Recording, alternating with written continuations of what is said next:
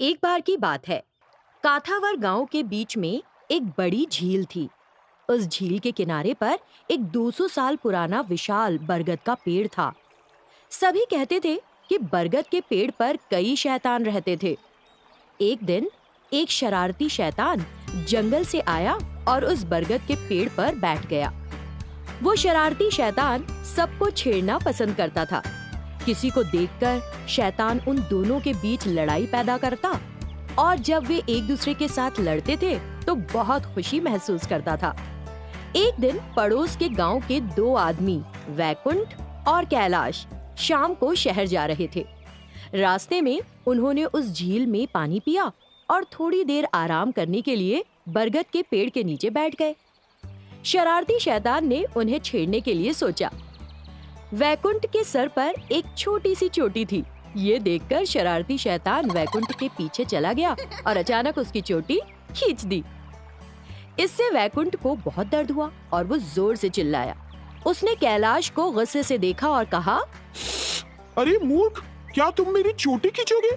तुम्हारे पास अकल नाम की चीज है? इतना कहते हुए उसने कैलाश को कसकर थप्पड़ मार दिया। कैलाश को कुछ समझ नहीं आया और वो बोला, अरे नहीं, मैं तुम्हारी बेकार सी चोटी को क्यों खींचूंगा? रुको, तुम्हें सबक सिखाता हूँ। इतना कहते हुए उसने वैकुंठ की चोटी को जबरन खींच दिया। फिर दोनों ने एक दूसरे को डांटना शुरू कर दिया और कुछ देर तक लड़ते ही रहे। बाद में वैकुंठ और कैलाश दोनों उस गांव के मुखिया के पास गए, जिसे देखकर शरारती शैतान बड़ा खुश हुआ और नाचने लगा। फिर शैतान हवा में उड़ने लगा और उनका पीछा करा। जब वे गांव के मुखिया गावैया के पास गए, वो वहाँ एक धरने पर बैठा था और एक सिगार पी रहा था और ग्रामीणों के साथ बातें कर रहा था। तब वैकुंठ ने गावरिया से अपनी परेशानी कुछ यूं कही। महोदय, इस बेवकूफ ने बिना किसी कारण के जबरदस्ती मेरी चोटी को खींचा और फिर मेरा अपमान किया। जब मैंने इससे इसका कारण पूछा तो इसने मुझे मारा और लड़ाई शुरू कर दी। तब ग्राम प्रधान गावरिया ने कैलाश से गंभीरता से पूछा, क्यों भाई, क्या ये सच है? तुमने उसकी चोटी खींची थी क्या? तो कैलाश ने कहा, महोदय, इसने जो कुछ भी कहा वो झूठ है। मैं इसकी चोटी क्यों खींचूंगा? इसने मुझे अनावश्यक रूप से दोषी ठहराया और मुझे कसकर थप्पड़ भी मारा, तो मैंने भी उसे वापस मार दिया। क्या गलत किया? उनके बयानों को सुनते हुए ग्राम प्रधान ने अपना सिगार एक तरफ रख दिया। ये देखकर शरारती शैतान ने एक मूर्खतापूर्ण विचार किया। शैतान ने ग्राम प्रधान गावरिया को भी छेड़ने के लिए सोचा। तुरंत शरारती शैतान ने उस जलते हुए सिगार को ले लिया और उसे गावरिया की पैंट के पॉकेट में डाल दिया। अपनी जेब से धुआं निकलता देख गावरिया चिंतित हो गया। जब उसने जेब में हाथ रखा तो जलती हुई सिगार ने उसका हाथ जला दिया। इसके साथ ही गावरिया खड़ा हो गया। उसने अपना हाथ जल्दी से हिलाना शुरू कर दिया और वैकुंठ के साथ साथ कैलाश पर भी चिल्लाने लगा। ये क्या है? क्या तुम दोनों के पास जरा सी भी अकल है? क्या तुमको लगता है कि हम यहाँ बस बैठने के लिए बैठे हैं? क्या तुमको मेरे अलावा कोई नहीं मिला जो तुम्हारी बेवकूफाना लड़ाई का समाधान दे सके? चलो भागो यहाँ से। इतना कहते हुए गावरिया अपनी शर्ट बदलने के लिए घर चला गया। शरारती शैतान ने इस बात के लिए बहुत खुशी महसूस की और गावरिया का पीछा करने लगा। गावरिया की पत्नी गंगम्मा एक कठोर स्वभाव वाली महिला थी। अगर सिगार नहीं पियोगे तो क्या मर जाओगे? इतनी अच्छी शर्ट क्यों जला दी? ये देखते हुए शरारती शैतान ने आग में घी डाला, ये सोचकर कि अगर उनके बीच लड़ाई बढ़ जाती है तो और मजा आएगा। तुरंत उस शरारती शैतान ने गावरिया के हाथ में छड़ी उठा दी और गंगम्मा की पीठ पर दांव लगाया। गावरिया चौंक गया क्योंकि ये उसकी इच्छा के बिना हुआ था। जैसे ही उसे चोट लगी, गंगम्मा गावरिया पर चिल्लाई, तुमने मुझे इतनी जोर से क्यों मारा? ठहरो, मैं तुम्हारी गुप्त बात सबको बताऊंगी। इतना कहकर वो घर से बाहर गई और कुछ लोगों को इकट्ठा किया। देवियों और सज्जनों, मेरे पति पैसे के लालची हैं। वो सभी से रिश्वत ले रहे हैं और गलत फैसले दे रहे हैं। हाल ही में उन्होंने शरभैया से 500 सोने के सिक्के लिए और उसके पक्ष में निर्णय दिया। आप चाहें तो उससे पूछ सकते हैं। बोलो शरभैया, सच है ना? तुरंत उन ग्रामीणों ने शरभैया की तरफ देखा और पूछा, जो उसने कहा वो सच है? तब शरभैया को हिम्मत मिली और उसने कहा, हाँ, उसने जो कहा वो सच है। जब तक वो किसी काम के लिए कुछ रिश्वत नहीं लेता, गावरिया कुछ नहीं करता। गावरिया के भ्रष्टाचार पर चर्चा की जरूरत नहीं। उसकी पत्नी ने ये बात अपने आप ही सबको बता दी है कि नहीं? ऐसा कहते हुए सभी ग्रामीणों ने उच्च अधिकारी से मुलाकात की और भ्रष्ट गावरिया के बारे में शिकायत की। इसके बाद तीसरे दिन गावरिया को ग्राम प्रधान पद से हटा दिया गया और एक नए व्यक्ति को उस गांव के प्रमुख के रूप में नियुक्त किया गया। दूसरी तरफ शरारती शैतान, जिसे इस मामले से कोई मतलब ही नहीं था, उसने किसी और को छेड़ने के लिए सोचा और वहाँ से उड़ गया। बहुत सालों पहले एक गांव में सलमान नाम का एक लड़का रहता था। वो 13 साल का था। वह छल कपट न जानता था। बहुत ही खुशी मिजाज का लड़का था। जो भी उसे कुछ भी काम करने को कहे वो कर देता था। जिसे भी कोई भी मदद चाहिए होता वो सलमान से ही मांगता। बाजार में जाकर चीजों को खरीदकर वो लोगों को दे देता। पानी लाकर सबको दे देता। सलमान सारा का सारा काम कर देता। सलमान के मेहनत के बदले लोग उसे थोड़ा सा पैसा भी दे देते। थोड़े दिनों बाद सलमान के पास थोड़ा पैसा जमा हुआ।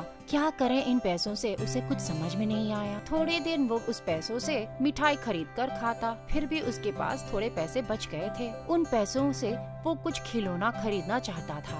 पहले तो वो छोटे छोटे खिलौने, घोड़े की गाड़ी, ऐसे खिलौने उसने खरीदा। उसके बाद बड़े बड़े खिलौने जिन पर वो बैठकर खेल सके, ऐसे वो खरीदने लगा। कुछ दिनों बाद सलमान के पास ढेर सारे खिलौनियां भरमार हो गई। घोड़े की गाड़ी, हाथी, ऐसे खिलौने। इन खिलौनों के साथ खेलते समय तो उसे समय का पता ही नहीं चलता। दिन रात वो खिलौनों के साथ खेलता ही गया। कुछ दिन तक सलमान इन खिलौनों के साथ खेलता ही रहा। कोई काम धंधा नहीं था। बस जो पैसा था वो सब खर्चा हो चुका था। हाथ में पैसा न बचने के कारण भूख मिटाने के लिए अब वो थोड़ा मुश्किल में पड़ गया। सलमान रहीम नाम का एक फूल भेजने वाले के पास गया। चाचा जी, मुझे थोड़ा काम दीजिए। जो भी काम होगा मैं करूँगा। 1 सप्ताह से मेरे पास पैसा ही नहीं है, मैं भूखा हूँ, ऐसे उसने कहा। रहीम को पता था सलमान ने अपना पैसा कैसे खर्चा किया था। उनको उसको पैसे देने में थोड़ी भी मर्जी नहीं थी। सलमान को कुछ जवाब दिए बगैर उन्होंने उसको खाने के लिए कुछ खाना दिया। बाकी लोगों ने भी उसका भूख मिटाने के लिए उसे खाना ही दिया। सलमान को अब कुछ समझ में नहीं आ रहा था। खाने का तो बंदोबस्त हो गया, लेकिन खिलौना कैसे खरीदूं, बस यही वो सोच रहा था। नए खिलौना ना खरीदूं तो कैसे मैं खेल पाऊंगा। खिलौना खरीदने के लिए मुझे पैसों की जरूरत है। इस सोच में वो डूबा था। सलमान गांव के कुछ छोटे बच्चे सलमान का ये स्थिति को देखकर उसे थोड़ा खिलवाड़ करे सोचकर उसके पास जाकर, हमारे गांव के सीमा में एक भूत वाला घर है, पता है ना तुम्हें? उस घर में जाकर रात भर ठहरोगे तो मैं तुम्हें 100 रुपए दूंगा। साथ में खाने के लिए रात का खाना भी दे दूंगा। क्या तुम इस शर्त के लिए तैयार हो? ऐसे उसने पूछा। सलमान बहुत खुश हुआ। अरे वाह, पैसा! ऐसे बोलकर खिलौना खरीदने के लिए मुझे पैसा मिलने वाला है। पैसों के लिए तो मैं नर्क भी जाने को तैयार हूँ, ऐसे उसने बोला। उस दिन शाम को उन लड़कों ने खाना सब बांधकर सलमान को दे दिया। रात भर भूतों के घर में ठहरने के लिए जो 100 रुपए देंगे वो भी उसे दिखाया। उसके बाद वो तीनों भूतों के घर के तरफ चल पड़े। सलमान घर पहुंचने पर अपने पास जो जो खिलौने थे उसे नीचे रखकर बिछा दिया। उसके बाद वो उन खिलौनों के साथ खेलने लगा। जैसे वो खेलना शुरू किया, पूरी दुनिया को भुलाकर वो बस खेल में ही लग गया। आधी रात को उस घर में जो 4 भूत थे वो बाहर निकलकर टहलने लगे। वो चारों ही बहुत नटखट थे। उनको देखकर जो भी डरता उससे वो बहुत खुश होते। खुशी से बस जोर जोर से हंसते रहते। आधी रात को वो बाहर निकलकर टहलते। उनके बारे में जिनको नहीं पता, यदि वो वहाँ से गुजरते तो उन्हें डराने के लिए वो चारों भूत बाहर आ जाते। अपने हाथ में रखे हुए जो भी चीज हो उसे नीचे रखकर वो भाग जाते। ऐसे भय से भागने वालों को देखकर ये चारों बहुत ही खुश हो जाते। जब ये चारों भूत सलमान को खिलौनों के साथ खेलते हुए देखा तो बहुत खुश हुए। सलमान को डराने के लिए उन्होंने कुछ हरकत भी की। इतने हरकतों के बावजूद सलमान का ध्यान थोड़ा भी नहीं भटका। सलमान अपने खिलौनों के साथ खेलने में इतना मुग्ध था कि उसे चारों भूत दिखाई ही नहीं दिए। पहले तो ये चारों भूत ये सब देखकर आश्चर्य हुए, लेकिन थोड़ी देर बाद उन्हें लगा कि ये शायद उनका अपमान कर रहा है। तो चारों भूतों को सलमान पर थोड़ा गुस्सा आया। उसे थोड़ा पाठ सिखाने की सोची। थोड़ी देर बाद सलमान को आंख लग गई। चारों भूतों ने अजीब अजीब से आवाज करने लगे। उनमें से एक भूत सलमान के कान के पास आकर थोड़ा चिल्लाने लगा। सलमान ने अपने आंखें तो खोली, लेकिन उस भूत को तो उसने ध्यान ही नहीं दिया। शायद वो किसी और ध्यान में है, ऐसे सोचे उन चारों भूतों ने। लेकिन सच्ची बात तो ये थी कि वो बहुत ही खुश था अपने खिलौनों के साथ खेलने की वजह से। कुछ देर बाद उसे थोड़ी भूख लगने लगी। अपने साथ लाए हुए खाने की पोटली को वो ढूंढने लगा। वो पोटली उसके खिलौनों के बीचों बीच पड़ा था। उसे लेते ही, अरे खाना, अब तो मैं पूरा का पूरा खा जाऊंगा। ऐसे कहकर उसने खाने की पोटली को खोला तो उसमें ढेर सारा खाना था। उसमें जो मिठाई था उसे लेकर उसने कहा, आहा, मैं तो तुम्हें ऐसे ही निगल जाऊंगा। उसके बाद उसने थोड़ा अंडा को निकाला। उस अंडे को बहुत चाह से उसने देखा। अरे मुर्गे के अंडे, तुम्हारी बारी है अगला, ऐसे उसने बोला। उसके बाद जो रोटियां थी उसे हाथ में लेकर, अरे वाह, तुम सब यहीं पे हो क्या? तुम लोगों को भी मैं नहीं छोड़ने वाला हूँ। ऐसे कहकर वो उन्हें खाने को लगा। इतने खाने के बाद भी उसका पेट नहीं भरा। फिर वो अपने खिलौनों के साथ फिर से खेलने लगा। थोड़ी देर बाद उसे नींद आ गई। सलमान की हरकतों को देखकर ये चारों भूत डर से कांपने लगे।